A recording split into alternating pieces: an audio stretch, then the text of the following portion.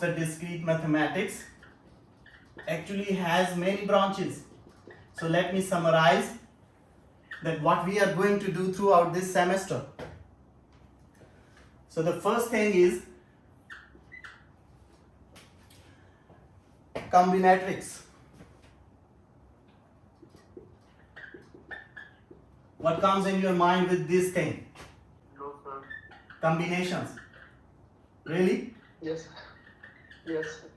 You didn't heard about combinations? I heard it, sir. Great. So what is a combination? Uh, if you combine two things, like it's a combination. So combinatorics is here, it is not simply stick to the combinations, it is actually the knowledge of counting the things and organizing them in a certain order. So this will be the first step that we will try to move on with this course. And then these are the topics. Let me write them first, and then I can tell you a little about all of them, and then chapter wise we will move on. About binary numbers. These are some important branches of discrete mathematics. So the first one, combinatorics. It's about counting and organizing the things in a certain order. Then there comes a graph theory. How comes a graph? A graph is actually built up by connecting different nodes. We will discuss about the graph theory, how to analyze if we have a certain amount of data, how to connect them together, how to link them together, and all that. And then the discrete mathematics falls into number theory. The numbers, what are the real numbers, what are the rational numbers, what are the complex numbers, and all those sets. So we will talk about the numbers and their properties. The next, where the discrete mathematics falls in, is the probability theory. The next branch is set theory. We will talk about set, the relation between the sets, and some set and subset and all that. So have you heard this word Boolean? Yes? We had an ICT course in our higher secondary classes. So there was this Boolean algebra basics. Okay. We learned about it there. So what was that? What was Boolean? Sir, I think Boolean means like yes or no. There is a two possibilities between one thing, like if it is possible or it's not. Okay. Anything else?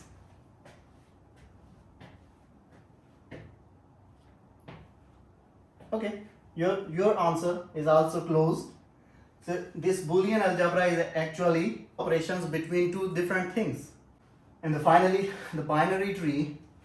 If something is acyclic, that it is irreversible, a graph is irreversible, then it is known as a tree. And a tree of binary digits, binary numbers, and things comprising of the binary numbers will be known as a binary tree. Sure, sir. By the way, so the first thing, now we are officially starting this subject. First thing to learn today is variable. Variable is, it has two purposes.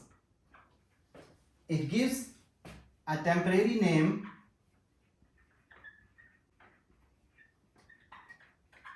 you already have two books, so definitely you need to follow those outlines, and we are just trying to discuss those things here. So if there is something confusion in my mind, I will ask you. If there is a confusion in your mind, you will ask me. So I'm not a dictator, I am not the best. I can learn from you and you guys can learn from me. So this online session is all about discussion. So don't be embarrassed, don't feel shy. Just be frank. So the first thing about the variable, that it gives a temporary name to any unknown quantity.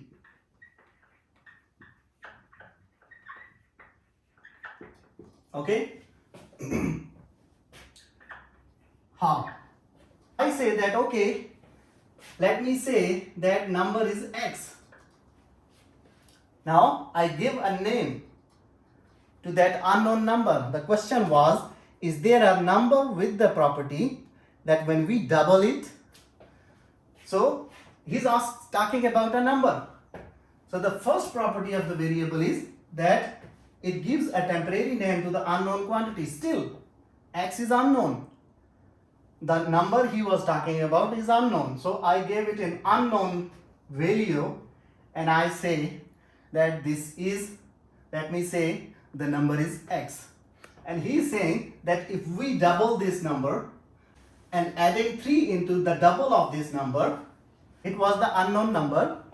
I gave it a temporary name x. Now everything which the situation is talking about is this x. And he says, if I double this number and add 3 into it, is it possible that it becomes equal to the square of this number?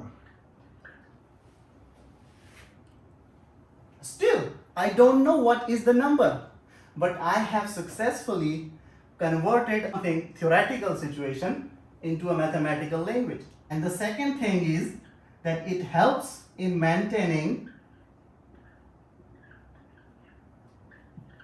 the generality. Okay, for me it was easy to say that okay, if I have a number 3 and when I double this number, so it means 2 into 3, and when I add 3 into it, it is actually equal to the square of 3. This way the answer is only true, the statement is only true for a number 3. When I, instead of writing 3, when I wrote x, it simply means that I am not fixing a specific value. I am to the point, to the maximum. I am very general, I am very flexible to change the value of x. So this is the second property of the variable, that it helps you to maintain the generality of a situation. So now we are going to write some important kinds of statements.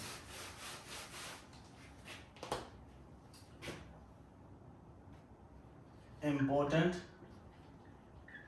mathematical statements. And the first one is a universal statement.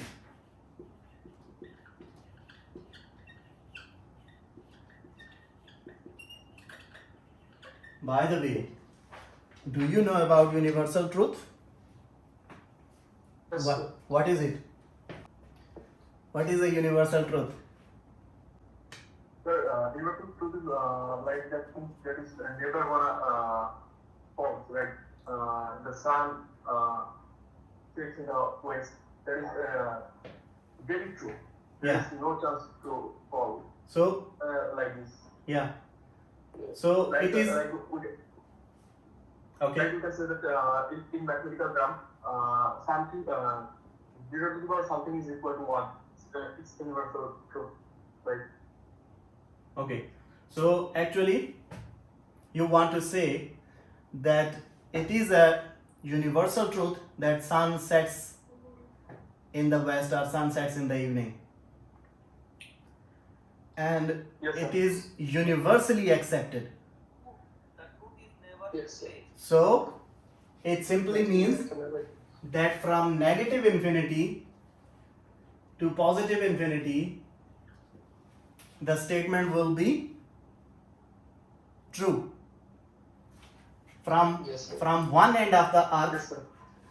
from one end of the universe to the other end of the universe, this statement will be valid, will be true. That's why it is called a universal truth.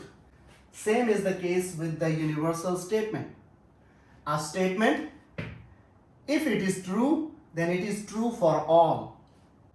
So, in this kind of statement, there will be a word for all. If in a statement, this word is used, you can say that this statement is called a universal statement. The second one is conditional statement. That's a conditional statement is zero. Let's go back to daily life. Let's go back to daily life. I go to Ibtisam and I ask that give me some money, like give me $20,000, and Ibtisam says that okay, I will give you 20,000, but I have a condition that in return you will give me $25,000. So if something, now this is a conditional situation, conditional statement in daily life. You fixed a condition that if you are willing to give me money, then there is a condition which I have to follow. So Yes, sir. this same situation goes to mathematics, and a conditional statement is, it will involve if and then. Yes, sir. So it will involve these two things. If I give you 20,000, then you give me 25,000. So if when you read this name, what comes in your mind? Existential. Maybe existing something that is proven already. Yeah, there comes something existing. Yes, sir. So if there is something existing, if there exists something, then the situation is possible, otherwise not. From the first, it is a universal truth. It will always true if it is true. If it is false, it will always false. Conditional, if one thing happens, the other thing will happen. Existence, if something exists, then it is possible, otherwise not. For example, all positive numbers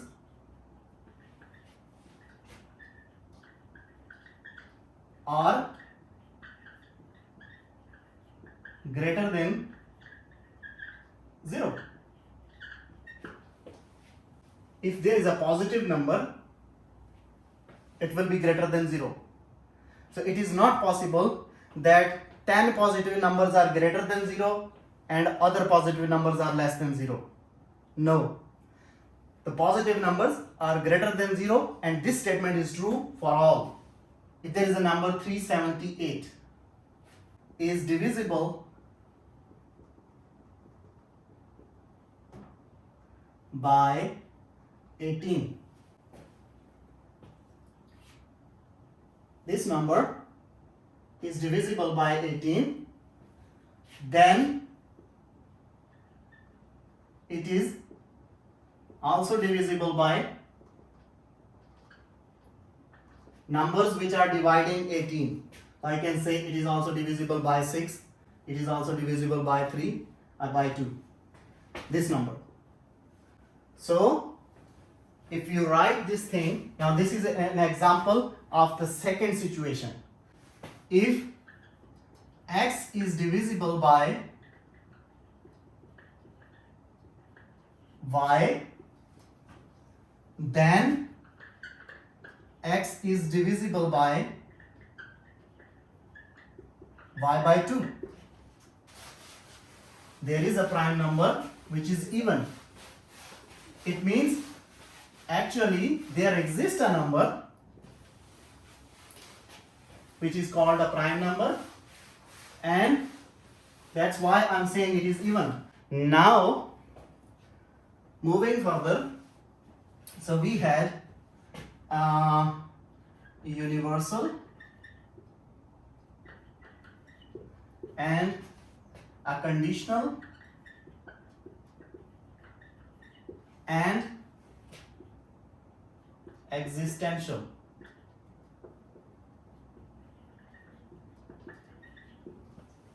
Okay, now we have three types of major types of the statements, which are these. Now from these three major types of the statements, I can combine, I can found new statements. If I combine them like this, I combine them like this. So what comes? Go to the first. First one is if I am combining universal with the conditional. The fourth type of statement, which is universal conditional statement. So what were the properties of the universal statement? True for all. For all. And I'm saying that I will add this for all with what were the properties of the conditional statement? If and then. If and then. So I'm trying to combine that. Suppose all the animals on the universe, for all the animals on the universe, if I pick up one kind of animal, initially I don't know about that animal, and I'm saying that that animal has a name A, and I picked up that animal A from all the animals of the universe, and when I analyzed that animal A, I found out that okay, this is a dog. Now if that animal which I picked up from the whole set of the animals from the universe, and I came to the conclusion that it is a dog. If A is a dog, then A is a mammal. So I have a combination of all the three things which were the actually combined here for the two situations, for the universal and for the conditional. So for all the animals on the universe, so for all, by adding for all, I have actually made this statement, partial statement, as a universal statement. If the specific animal is a dog, now this is the first part of the conditional statement. Then A is a mammal. This is the second part of the conditional statement. So we are not interested about the theory. We are interested that how this theory is linked. So from here, I come to the conclusion that I was right. Combining these two statements is possible because at least I have one example. Similarly, I will give you in the homework to combine the other statements and make new statements like this, 5, 6, and so on.